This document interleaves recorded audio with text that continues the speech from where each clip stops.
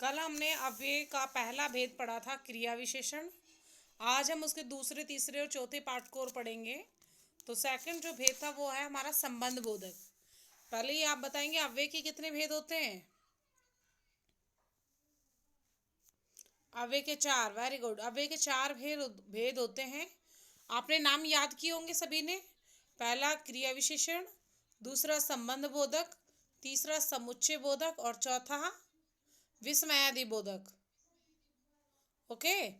तो कल हमने क्रिया विशेषण पढ़ा था और क्रिया विशेषण के चार भेदों की चर्चा की थी कि पहला, क्रिया विशेषण के भी चार भेद होते हैं।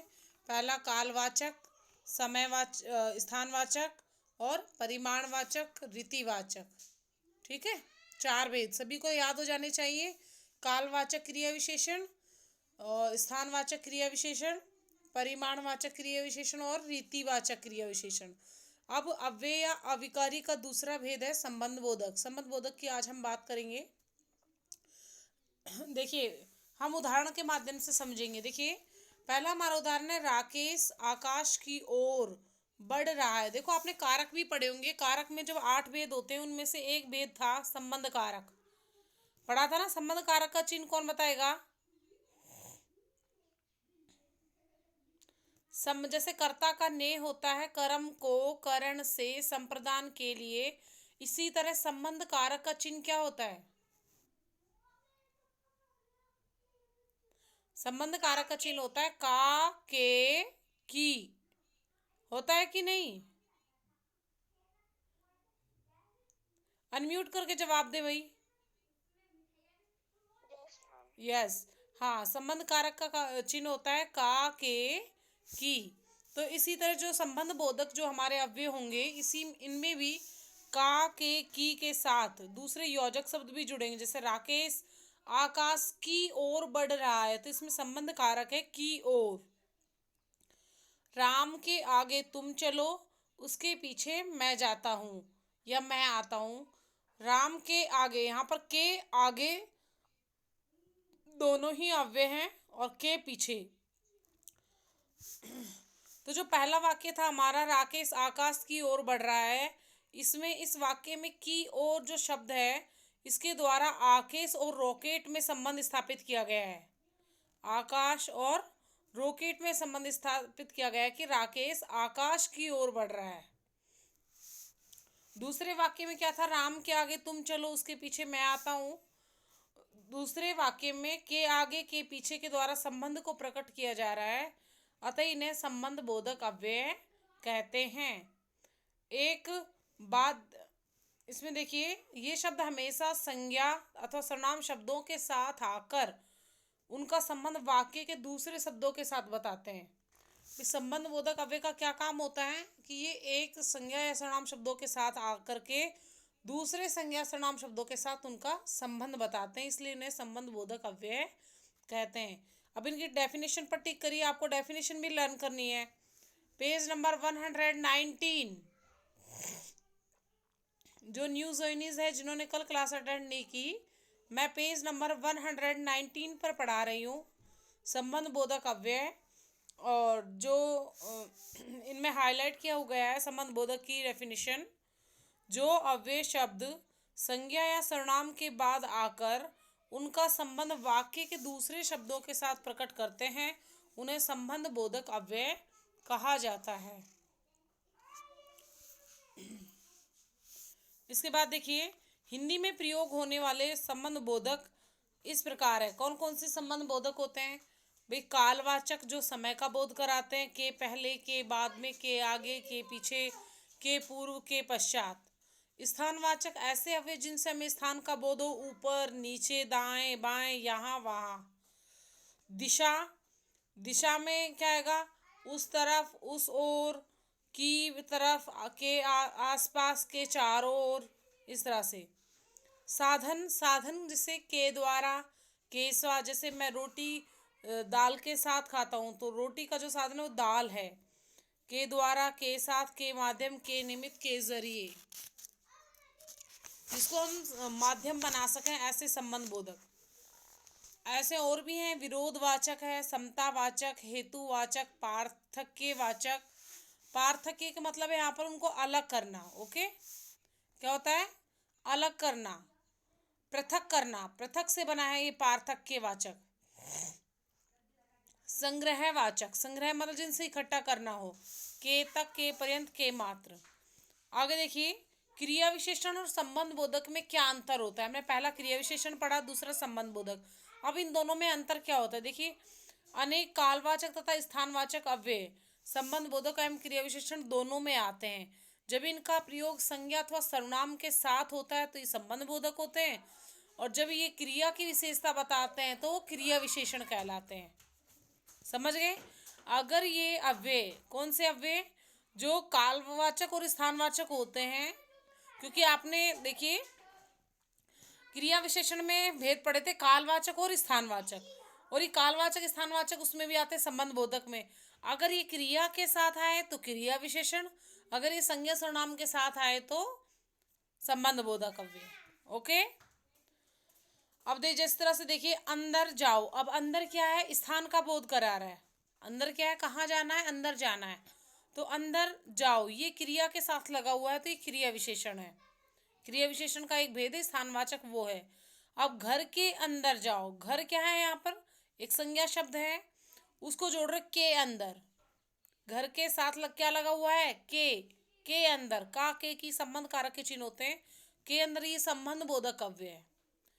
आया कुछ समझ में? देखिए, जो दूसरा उदाहरण था इसमें कारक चिन्ह लगा हुआ है, का के की वाला, के अंदर, और ये संज्ञा शब्द से भी जुड़ा हुआ है, और तो ये क्या है? संबंध बोधक है। जो पहला वाला है उसमें ना कोई संज्ञा शब्द है, डायरेक्ट क्रिया है उसके साथ में, तो वो स्थानवाचक है, क्रिया विशेषण का भेद। दूसरा देखिए, संबंध बोधक में इन शब्दों के आगे कारक चिन्ह का, के की से आदि आते हैं। ये मैं आपको पहले ही बता चुकी हूँ कि जिस तरह से कारक के 8 भेद होते हैं उसमें संबंध बोधक का यही कारक चिन्ह होता है।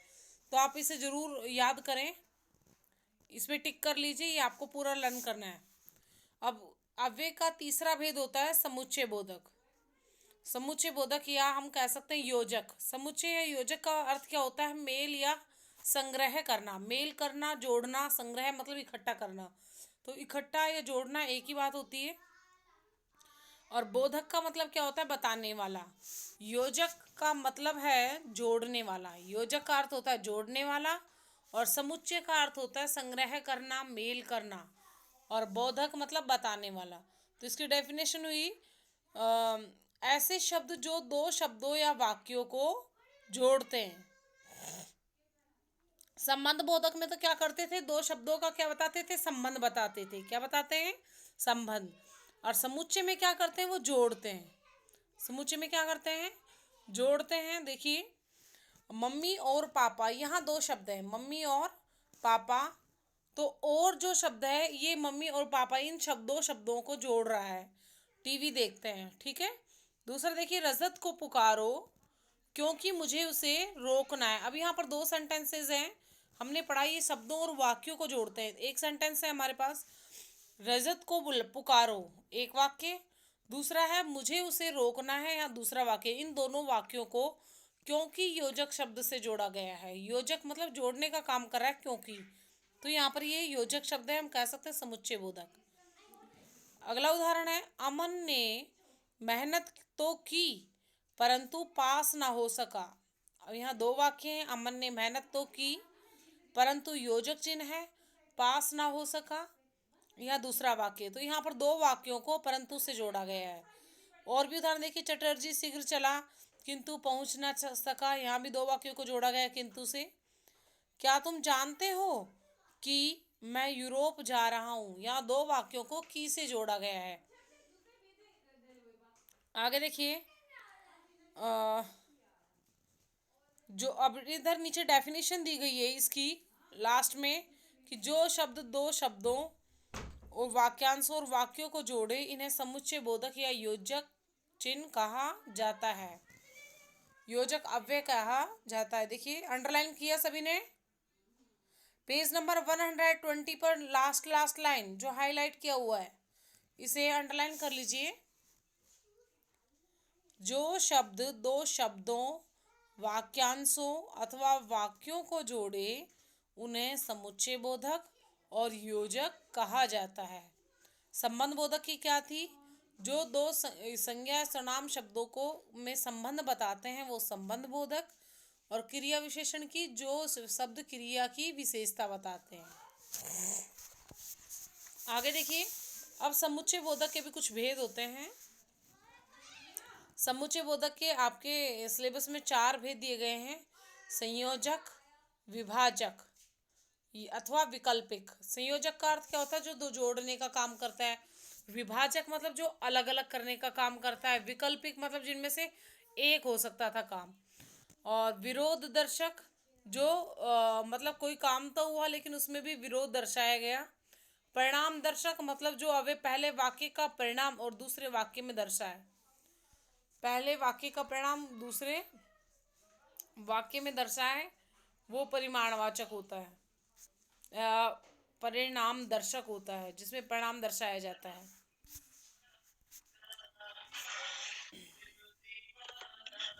ये म्यूट करिए बेटा, कहाँ से आवाज आ रही है? इसमें देखिए आगे यहाँ योजक चिन्ह है। एक तो देखो की के बारे में बताया गया है की, और यह भी जानो में नीचे देखिए की यह योजक अवयव, एक तो बड़ी की है एक छोटी की है। जो दो की होते हैं, जैसे एक तो इंग्लिश में हम पढ़ते हैं सेंटेंस को जोड़ने के लिए एक दैट पढ़ते हैं, एक ऑफ पढ़ते हैं ना, या और एक क्रिया वाला की होता है। जैसे मैंने आज पढ़ाई की, इस सेंटेंस में जो लास्ट में की वर्ड है ये किसका काम करना है? वर्ब का। पढ़ाई की, पढ़ाई करना। और यहाँ जो उदाहरण आपकी बुक में दिया गया, सभी अपनी बुक में देखिए 121 पेज पर नीचे नीचे जो छोटी की वाला है यह योजक अव्यय दो सेंटेंस को जोड़ता है। जैसे डॉली ने कहा कि मेरे साथ चलो। अब डॉली ने कहा एक वाक्य, दूसरा है मेरे साथ चलो दूसरा वाक्य, और की संबंध बोधक अव्यय से इसे जोड़ा गया है योजक शब्द से। दूसरा उसके सामने वाक्य देखिए कि दो वाक्यों को जोड़ने का काम कर रहा है यहाँ पर। और जो दूसरा की है ये संबंध कारक है, इसके साथ का के की रूप होते हैं। की दो शब्दों को जोड़ने का कार्य करता है। जैसे यह अब्दुल की कार है। अब दोनों की में अंतर समझ गए? छोटी की जो होता है वो दो वाक्यों को जोड़ती है, और जो बड़ी की होती है वो दो शब्दों को जोड़ती है। जैसे राम की बहन, राम की माता, यहाँ पर बड़ी की आती है।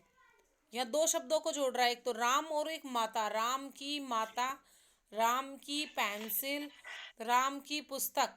तो यहाँ जो बड़ी की आ रही है ये दो शब्दों को जोड़ रही है, राम को और पुस्तक को, राम को और माता को।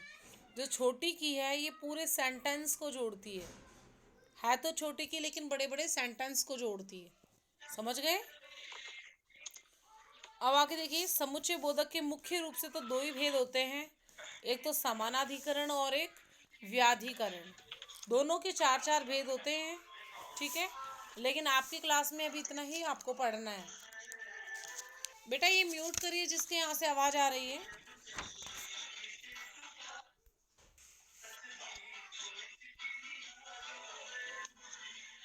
दिव्यांग, दिव्यांग,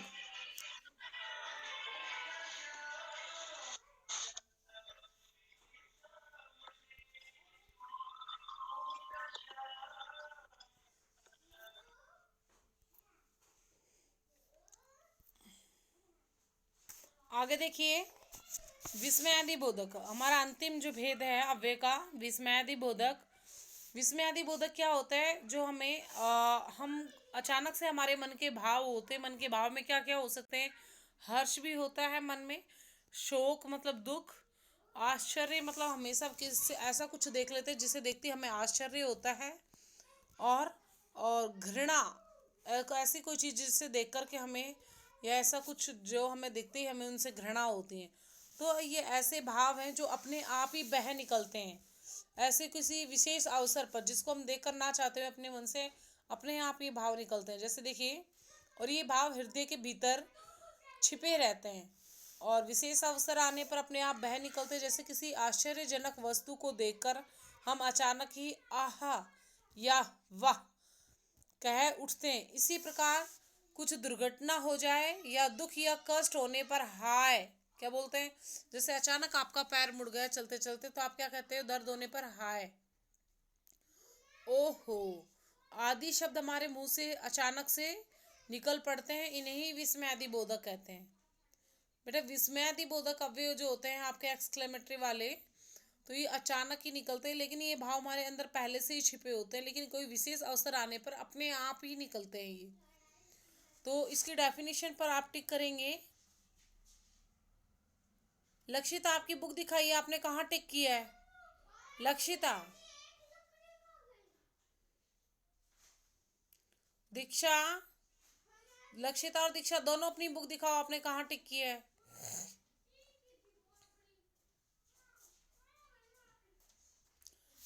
देखिए यहाँ पर टिक करिए, पेज नंबर 122।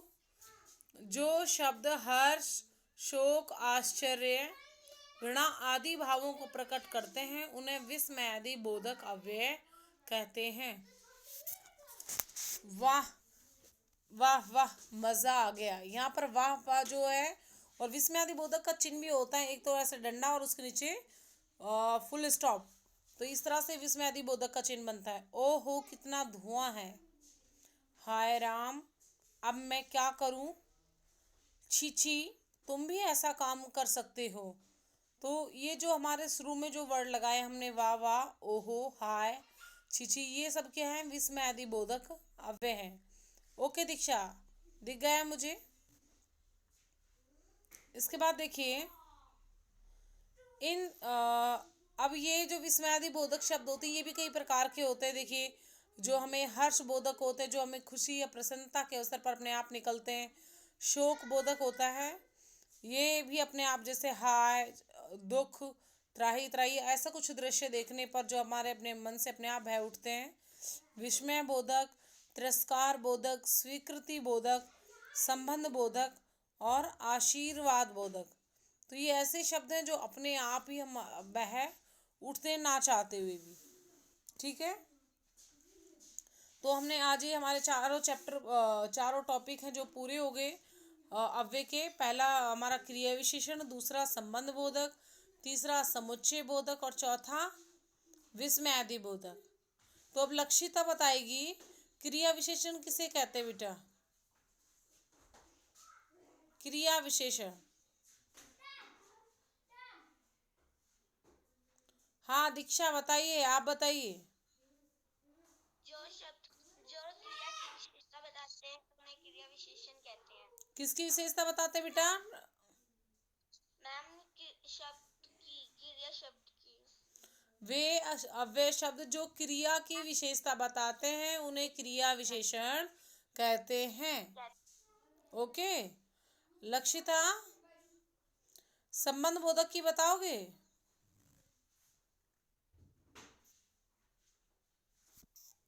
चलो मैं बता देती हूँ संबंध बोधक की।